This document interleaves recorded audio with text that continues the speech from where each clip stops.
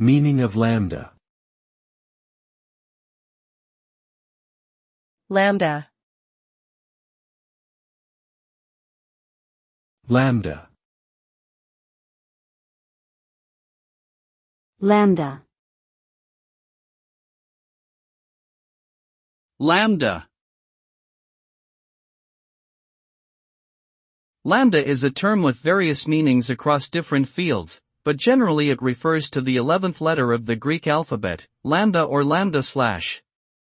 In mathematics, lambda often refers to the concept of a lambda function, which is a way of defining an anonymous function in programming languages like Python. Lambda functions typically take in input arguments and return a result based on some computation. In physics, lambda is used to represent the wavelength of light, sound, or other forms of waves. In computer science, lambda also refers to the lambda calculus, a formal system used to describe computations in programming languages.